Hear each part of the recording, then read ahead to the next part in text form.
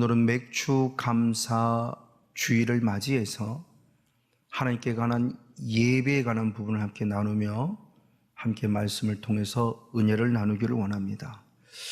하나님은 이스라엘 백성들을 애굽에서 구원해 내시고 그리고 가나안 땅으로 인도하시는 가운데 앞으로 너희들이 가나안 땅에 이르거든 평생토록 잊지 말고 행해야 될 규례와 법도가 있다라고 신명기 12장 1절에서 말씀하고 있습니다.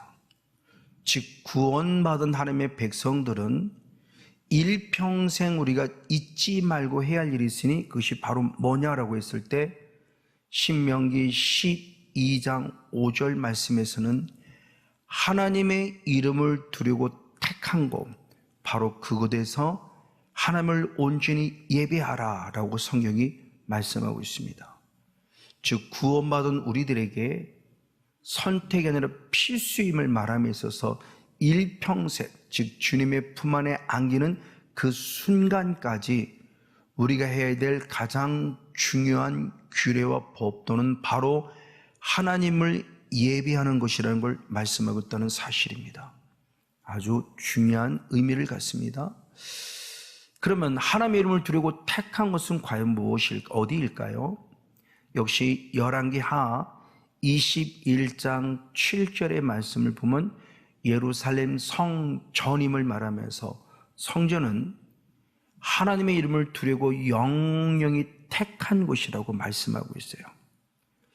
그것을 하나님 스스로가 더 우리에게 증명해 줌에 있어서 솔로몬이 예루살렘 성전을 짓고 난 이후 하나님께 기도할 때 열왕기상 9장 3절의 말씀에 내가 너의 기도를 들었고 라고 말하며 하나님의 거룩한 성전을 거룩하게 구별했을 때 그 들었다는 말씀을 통해서 주님의 귀가 있구나 생각해 볼 수 있겠고요. 하나님의 이름이 영영이 그곳에 있고 주님의 눈과 마음이 있는 곳이 성전이다라고 가르쳐주고 있어요.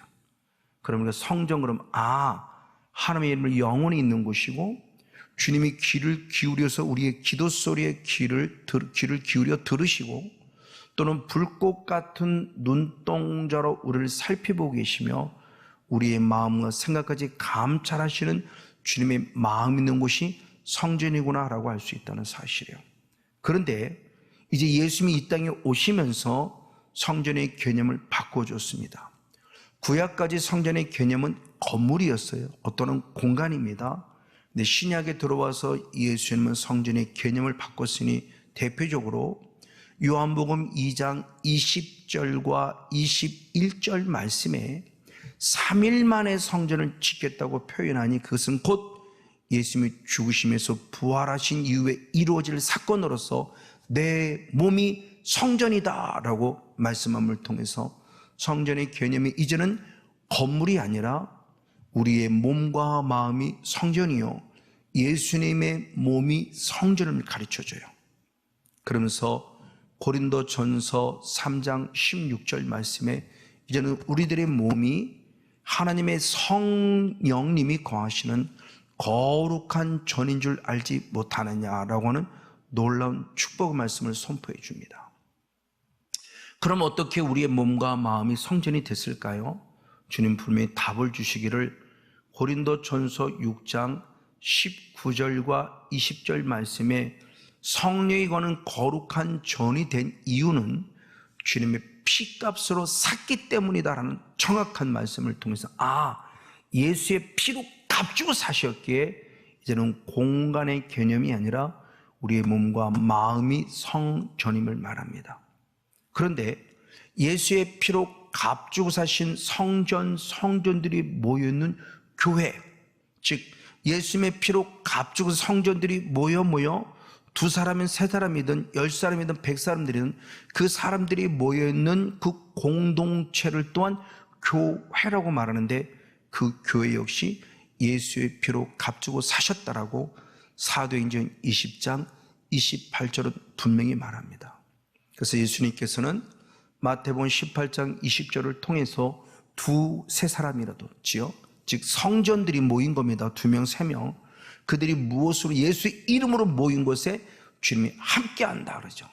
그러니까 성전들이 모여 예수의 문 교회가 됐을 때 주님 분명히 함께하시니, 예수의 피로 사신 성전들이 모여서 예수의 피로 사신 교회라는 공동체가 이루어졌고, 그 교회라는 공동체가 모여 예배할 때 하나님의 임만을 함께한다는 사실을 분명히 증명해 주고 있습니다.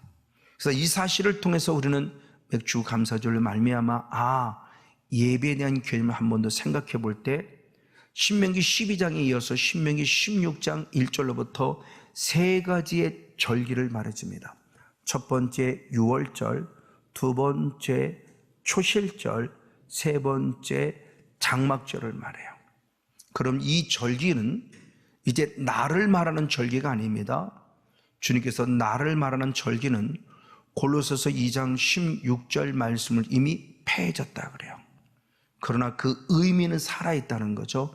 유월절의 영적 의미, 초실절의 영적 의미, 그리고 장막절의 영적 의미는 살아있습니다. 그런 의미 있는 예배를 드리는 예배자가 되어질 때 진정한 성전답다라고 말씀드릴 수 있을 거라는 거죠. 그 첫 번째가 유월절입니다. 그래서 신명기 16장 1절 말씀에 여호와의 유월절 예배를 드리라. 그럼 왜 드려야 되느냐? 우리를 애굽에서 인도하여 내셨다라는 아주 중요한 말씀을 해요. 애굽에서 구원받은, 즉 우리 전 죄로부터 구원받은 은혜가 있기에 구원받은 감사와 감격으로 예배하는 것이 유월절의 영적 의미를 가지고 예배하는 자임에 대한 부분을 말씀하고 있어요. 그 유월절이라는 원어가 페샤흐라는 원어인데, 그 페샤라는 원어는 파샤흐라는 원어에서 파생되어진 단어입니다. 그럼 파샤는 뭐냐라고 했을 때, 출애굽기 12장 13절의 말씀에 예수님의 피가 있을 때 재앙이 넘어갔다 할 때 넘어가다는 원어가 파샤흐라는 원어예요. 그래서 이를 통해서 결국은 예수의 피로 말미암아 죄사함 받았고 저주가 왔다가 피를 보고 넘어가는 은혜, 그래서 이 은혜로 우리는 구원을 얻었다는 것을 정확하게 상기시켜주며 유월절의 예배가 무엇인가를 말해주죠. 이에 사도 바울은 에베소 1장 7절 말씀에 피, 곧 구속, 죄사함을 얻었다고 표현하며 예수의 피로 진정한 구원을 얻었으니 그것이 바로 죄사함의 은혜였다는 사실을 통해서 유월절의 예배가 어떤 예배인가에 대한 부분을 분명히 상기시켜줍니다. 바로 유월절입니다. 그러면서 요한복음 1장 29절의 세례 요한은 예수님을 향해서 보라, 세상 죄를 지고 간 하나님의 어린 양이다 그랬어요. 그 어린 양, 세상 죄를 지고 간 어린 양, 그걸 사도 바울은 고린도전서 5장 7절 말씀에 유월절의 양, 곧 그리스도께서 희생이 되셨다라고 표현하며 그 세상 죄를 지고 가는 어린 양이 유월절의 양, 우리 피 흘리신 양이신 예수님을 상기시켜주고 있습니다. 맞아요. 이와 같이 그러므로 우리는 늘 예배를 드릴 때 구원의 감격 있는 예배, 죄사함의 은혜를 공급받는 예배, 그래서 예배를 드리기 때문에 구원받음이 아니라 구원받은 자가 되었기에 예배를 드려야 할진데, 예수님이 사마리아 여인을 만난 이후 요한복음 4장 22절의 말씀에 너희는 알지 못하는 것을 예배하지만 우리는 하나님을 알고 예배하니 구원이 남이라 라는 중요한 말씀을 통해서 내가 구원받은 증거가 예배를 통해서 드러나 예배의 유월절의 구원의 감격스러운 예배의 성공자가 돼서 구원받은 증표를 증거하는 예배의 성공자가 되는 사실을 알려주고 있습니다. 그런 건 또 두 번째로 역시 말씀이 있으니 신명기 16장 9절과 10절 말씀에 낫을 되는 첫날부터 7주를 계수하여 여호와 앞에 77절을 지키라 라고 말해요.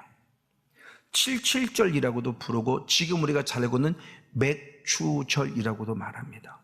근데 진정한 중요한 것은 맥추절의 의미도 77절의 의미도 아니고 무엇이냐? 곡식의 낫을 되는 첫날, 이게 바로 초실절을 말해요. 그러니까 맥추절이라는 그 절기를 가지고 단어를 사용한, 실제로 보면 천 열매를 드리는 절기 이렇게 말하는 게 더 정확하다는 거죠. 그래서 출애굽기 34장 22절에 칠칠절 곧 맥추의 초실절을 지키고 이렇게 표현되어 있어요. 그러니까 천 열매를 하나님께 드리는 절기가 맥추절 초실절이라는 거죠. 그래서 예레미야 23장 10절과 11절 말씀에 내가 너에게 주는 땅 가나안 땅에 들어가서 곡식을 거둘 때 그 곡식의 첫 이삭을 걷어서 한 단에 드리라, 즉 여호와 앞에 연납되도록 드리라 라는 말씀을 통해서 천 열매를 하나님께 올려드리는 절기가 초실절, 우리가 아는 맥추절의 의미를 가지고 있다는 사실이에요. 그럼 이제 우리는 이 영적인 의미를 적용시켜서 과연 초실절은 예배의 의미는 무엇을 말할까요? 가장 먼저는 초실절, 그럼 무엇을 생각하느냐? 예수님의 부활을 생각해야만 합니다. 왜냐하면 고린도전서 15장 20절 말씀에 예수님의 부활을 얘기하면서 잠자는 자들의 첫 열매가 되셨다. 초실절이에요. 첫 열매, 누가? 예수님이. 무엇에? 부활에. 즉 그러므로 유월절을 통해서 구원의 감격스러운 예배를 드렸으면 이제 예배를 통해서 초실절의 의미를 알아. 부활하신 주님이 첫 열매면 우리는 그 두 번째 따라서 두 번째, 세 번째 열매를 맺는데 무엇에? 부활의 열매 갖는 삶을 소망하는 거룩한 예배를 드려야 할 것에 대한 부분을 말해요. 그래서 베드로도 베드로전서 1장 3절의 말씀의 하반절을 보면 중요한 얘기를 했으니 그 영적 의미에 대해서 무엇을 얘기하느냐? 부활이 우리에게 거듭나는 소망이다 라고 말해요. 부활의 소망이 가득 찬 예배를 드려야 돼요. 첫 열매신 예수님이 부활하셨으니 우린 그를 따라 우리도 곧 부활의 영체에 속한다라고 하는 강하고 당당하고 자신 있는 믿음을 가져야만 한다는 사실을 성경이 분명히 말씀해 주고 있습니다. 그래서 초실절의 예배에는 부활의 감격을 누리는 소망에 가득 찬 예배자가 되어야 할 것을 말합니다. 그리고 이 초실절은 첫 것을 말하는 거죠. 첫 열매. 성경이 첫 열매가 누구냐? 하나님의 것이라고 그랬어요. 그래서 출애굽기 13장 2절 말씀에 사람이나 또는 짐승이나 모든 것들의 초태성을 거룩하게 구별하라. 왜? 내 것이다 말하며 처음 것은 다 하나님의 것임에 대한 부분을 성경은 분명히 말씀해요.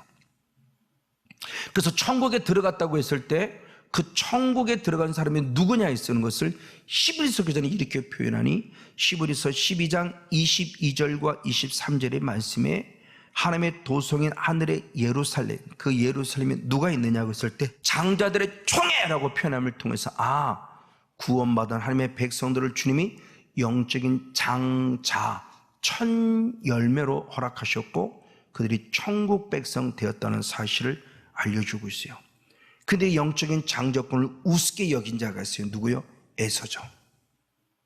그래서 히브리서 12장 16절 17절의 말씀을 통해서 보면 장자의 명분을 우습게 여긴 에서는 끝내 회개할 기회를 얻지 못했다는 아주 충격적인 말씀이 나와요.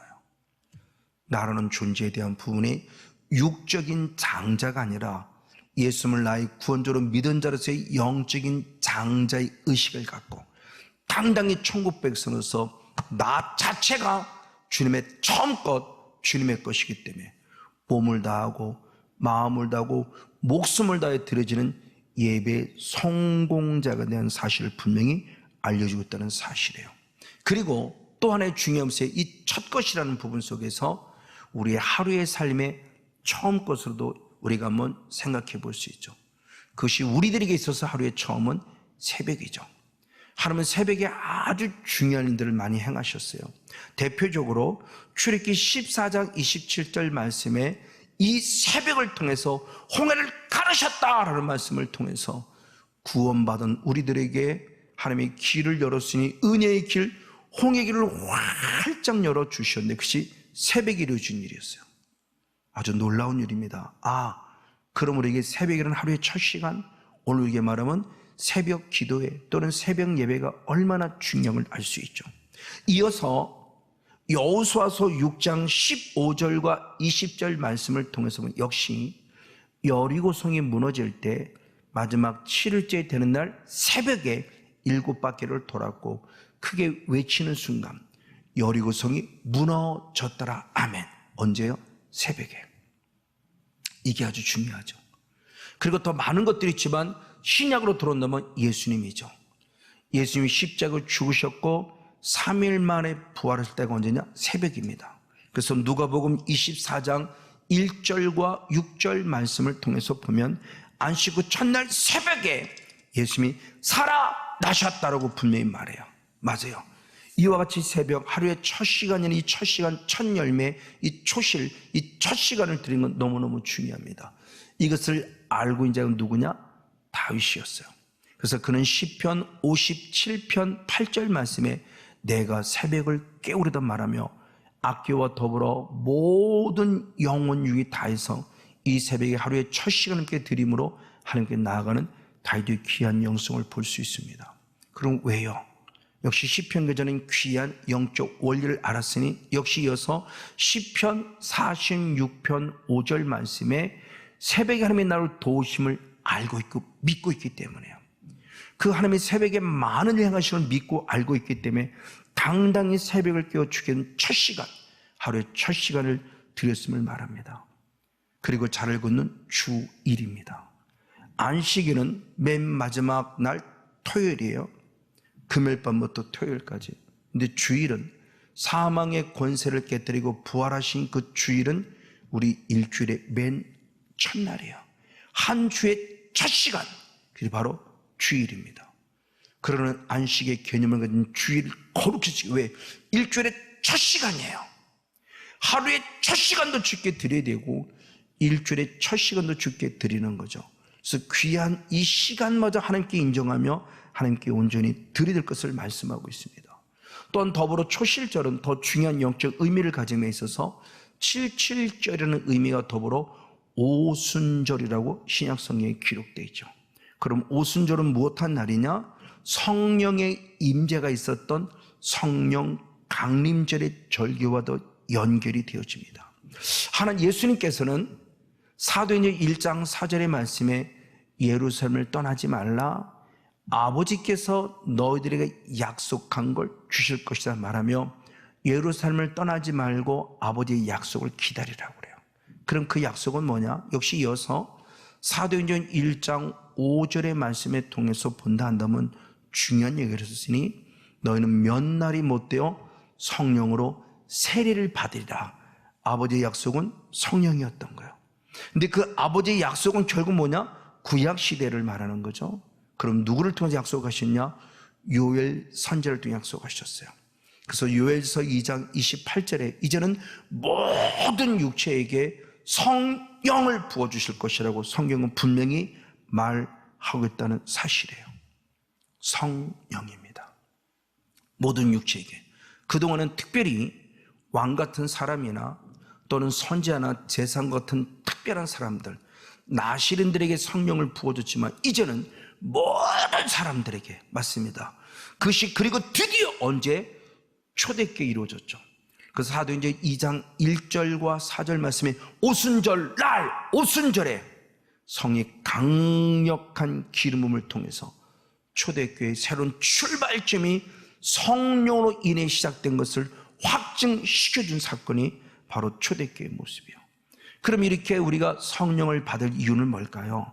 주님 분명히 말씀하길 요한복음 4장 23절과 24절의 말씀에 마지막 때는 하나님께 영으로 예배를 해야 되는데 영과 진리로 예배한 자를 찾겠다.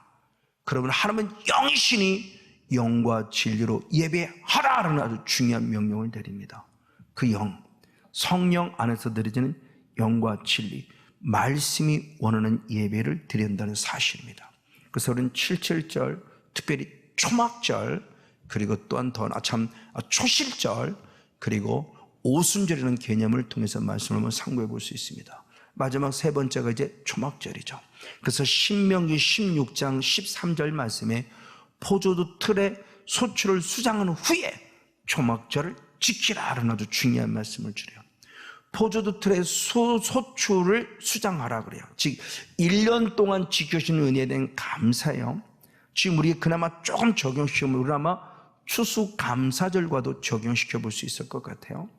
1년의 모든 기간 동안 함께 하신 주님의 감사, 그 감사를 통해서 지킬 절기가 초막절 또는 장막절이라고도 해요. 자, 그런데 그 포도주 틀의 소출을 수장했다 할 때 수장했다라는 그 원어가 아샤프라는 원어인데, 아샤프라는 원어는 모았다 또는 저축했다는 의미도 가지고 있어요. 대표적으로 창세기 6장 21절 말씀에 너의 모든 먹을 식물들을 저축하라 이렇게 표현할 때 똑같은 아샤프예요. 즉 저축한다는 것은 결국 무엇이냐, 1년 동안 주어지는 은혜를 저축은 단순히 물질적인 저축의 개념으로 생각하지 마시고, 하나님이 1년 동안 주신 은혜를 저축하는 것은 간직하라는 거예요. 빼앗기지 말라는 겁니다. 그 은혜를 지속하라는 겁니다. 그 은혜가 너무너무 감사해서 이 은혜를 계속 지속했을 만큼 지키는 믿음을 가질 필요성을 강조해 주고 있기도 한 말씀이죠. 그래서 하나님께서도 계시록 3장 11절 말씀에 내가 너에게 준 멸류관을 빼앗지 못하게 하라, 간직하라요, 잘 저축하라요, 지키라는 겁니다. 너무너무 중요한 영적 의미를 가지고 있습니다. 맞습니다. 이렇게 저축되어졌던 대표적인 예가 예수님께서도 누가복음 9장 17절 말씀에 오병이어의 사건을 통해서 남는 모든 것들을 예수님이 거두었다라는 말씀을 통해서 함부로 허비하지 않고 잘 모아두었다, 간직하고 있다라고 하는 사실을 한번 생각해 보게 되는 거죠. 물질적으로 무엇인가 간직했다는 찍어 넘자는 겁니다. 우리는 장막절을 통해서 허랑방탕하지 말고 허비하지 말라는 거죠. 우리가 저런 탕자가 그랬죠. 아버지가 주신 은혜가 있으나 너무너무 귀한 그 은혜를 함부로 씁니다. 그래서 누가복음 9장 17절, 누가복음 15장 13절 말씀에 중요한 말씀이 아버지가 주신 재산을 다 모아주고 나가서 거기 가서 허랑방탕하였고 허비해서 다 뺏겼다고 표현해요. 아버지가 주신 것을 간직하고 지키고 그래서 2달란트, 5달란트를 충성해서 더 풍요롭게 하는 자가 아니라 다 빼앗겨버리고 말았다고 하는 사실이죠. 이것이 우리가 가지는 의미는 무엇일까요? 특별히 저축하라. 근데 그 저축한다는 건 뭐냐? 마태복음 6장 20절 말씀에 보물을 하늘에 쌓아두라 그랬어요. 보물을 하늘에 쌓아두라. 이 보물을 하늘에 쌓는 게 뭐냐? 일반적인 개념을 잘못 이해하면 헌금 많이 내라 이렇게 해석할 수도 있어요. 그러나 꼭 그런 해석이 아닙니다. 원문의 앞뒤 맥락을 보면은 절대 헌금을 많이 하는 개념이 아니에요. 그럼 저축을 많이 하는 개념은 어떤 개념이냐? 히브리서 13장 16절 말씀을 통해서 보면 선을 행하고 서로 나눠주기를 잊지 말라. 이 같은 제사를 하나님이 기뻐하느니라. 즉 오늘 표현하면 선교로 표현할 수 있고 구제로 표현할 수 있어요. 꼭 예배라는 현장 안에서 헌금으로 드려진 것만이 아니라 우리의 모습은 알 수 없지만 다른 사람들이 보지 않고 하나님을 보는 건데 내 이웃을, 내 가난한 자, 병든 자를 찾아 함께 나눔이 그것이 진짜 하늘을 그 보물을 하늘에 쌓아두는 귀한 축복이에요. 이게 영적 저축이라는 것을 가르쳐주고 은혜를 지속하는 것임을 가르쳐주고 있습니다. 그럼 이 은혜를 입은 자는 어떻게 될 것이냐? 특별히 장막이라는 개념은 혼자가 아닙니다. 어우러짐과 함께라는 의미예요. 장막이라는 어떤 공간이 있었기 때문에 가족이 모였고 지파가 모일 수 있었어요. 그래서 신명기 16장 14절 말씀에도 너희가 절기를 지키려면 자녀와 노비와 성전하는 레위인과 객과 고와 가부가 다 함께하라 그러는 거예요. 가족의 구성원, 우리의 모든 공동체가 하나 될 모습을 말합니다. 그래서 초대교회의 모습에 바로 마가다락방에 임한 성령수는 모일 때라고 했습니다. 바로 이와 같이 모이는 역사, 이게 구원 감격의 은혜입니다. 하나님을 사랑해 예배를 드림에 6월절에 구원의 감격, 초실절에 부활의 구원과 척걸 드리는 하나님의 것을 함께 드리는 은혜, 그리까지 도우신 은혜를 간직하는 예배의 거룩한 성공자 우리 모두가 되어지기를 예수님의 이름으로 간절히 축복하고 축원을 드립니다.